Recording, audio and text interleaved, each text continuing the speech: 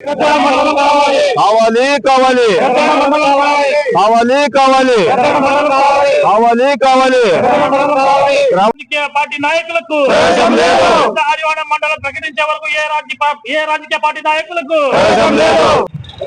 పెద్ద హరివాణం మండలం సాధన కొరకు మన దీక్ష 37వ రోజుకు చేరబోతుంది. అదే విధంగా మేము 27/11/2025లో పెద్ద హరివాణం మండలం అనౌన్స్ చేసినారు. చేసిన తర్వాత దాన్ని మళ్ళీ ఒక 10 రోజులు అయిన తర్వాత 17 గ్రామాలకి పెద్ద మండలం అనౌన్స్ చేశారు. తర్వాత దాన్ని 16 గ్రామాలు ఒక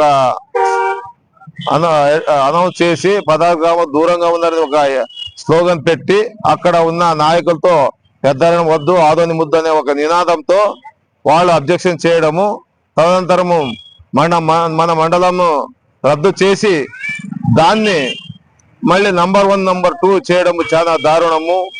దీనికి మేము ఒకటే కోరుతున్నాము, వచ్చిన మండలాన్ని రద్దు చేయడం మీకు ఎంతవరకు సమంజసము? దీంట్లో మేము చెప్పేది ఒకటే, దీంట్లో రాజకీయ కుట్ర జరిగిందని మేము ఖచ్చితంగా చెప్పగలుగుతున్నాము. ఎందుకంటే మేము కోరిన పల్లెలు వేరు, వాళ్ళ యాడ్ చేసిన పల్లెలు వేరు. వాళ్ళకి సంబంధం లేదు. సంబంధం లేని గ్రామాలు పెట్టి వాళ్ళ తరపు నుంచి అభ్యంతరాలు పెట్టి మన మండలాన్ని క్యాన్సల్ చేశారు. మేము అలా అనుకోలేదు. పెద్దవరం మండలం ఉంటది కానీ ఒక 6-7 గ్రామాలకి దగ్గరున్న గ్రామాలు కలిపి మండలం కొనసాగిస్తారని అనుకున్నామే తప్ప ఇలా కుట్ర రాజకీయం చేస్తారని మేము ఎప్పుడు అనుకోలేదు. మేము కూడా అన్ని విధాలుగా పోరాడినాము. ఇక్కడ ఉన్న నాయకులు మన పెద్దవరంలో రాష్ట్ర కురుపు కార్పొరేషన్ దేవేంద్రప్ప గాని, ఆదోని ఎమ్మెల్యే పార్థసారథి గాని మా తరపున గట్టిగా ఉన్నారు. ఇంకా కూటమిలో కొన్ని నాయకులు ఈ పెద్దవరం కాకూడదని కుట్ర చేసి దాన్ని క్యాన్సల్ చేశారని మేము ఎక్కడ చెప్పమంటే చంద్రబాబు నాయుడు దృష్టి వరకు చెప్పమంటే చెప్తాము. మేము ఒకటే కోరేది, మేము పోయే రోజు ఆ రోజు ఇదంతా ఎప్పుడు క్యాన్సల్ అయిందే, అప్పటి నుంచి ఇప్పటి వరకు దీక్ష కొనసాగుతూనే ఉన్నాము.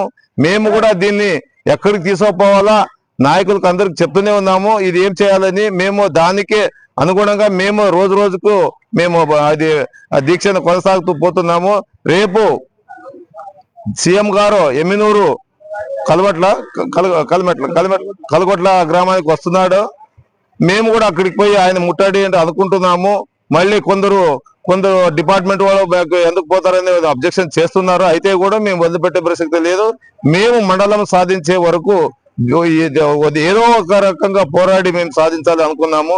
వచ్చిన మండలాన్ని క్యాన్సల్ చేయడం ఎంత దారుణం అంటే, ఇక్కడ ఉన్న పెద్ద ప్రజలు 10,000 జనాభా ఇంటింటికి పోయి అడగండి మీరు మండలం ఏమంది అని వాళ్ళు అడుగుతున్నారా తప్ప మండలం అనేది వాళ్ళకే తెలియదు.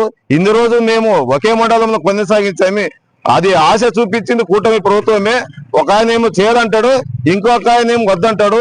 ఇది వాళ్ళకే విడిచిపెట్టేస్తాం కదా తప్ప మాకు ఆశ చూపించి ఇది నిరాశపరిచినారు. దయచేసి ఇది పాలకుల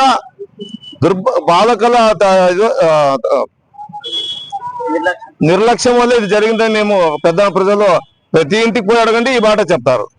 అంతే తప్ప మేమంటూ దీన్ని విడిచిపెట్టే ప్రసక్తి లేదు. ఇంకా 2 ఏళ్ళు కానీ 3 ఏళ్ళు కానీ 5 ఏళ్ళు కానీ మేము దీనికి కట్టుబడి ఉంటాము. మేము కూడా 2 పాయింట్ మీద గట్టిగా ఉన్నామా ఏమంటే, ఏ రాజకీయ నాయకుడు పెద్దవాడ ప్రవేశం లేదు. మాకి మండలం ఇచ్చేంత వరకు ఏ రాజకీయ నాయకుడు దీంట్లో అడుగు పెట్టకూడదని మేము ఉన్నాము.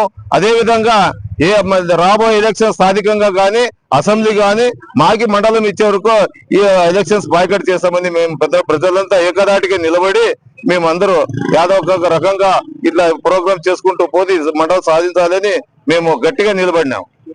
నా పేరు మెడకల్ నారాజు, పెద్దవాడ మండలం సాధన కమిటీ సభ్యుడు.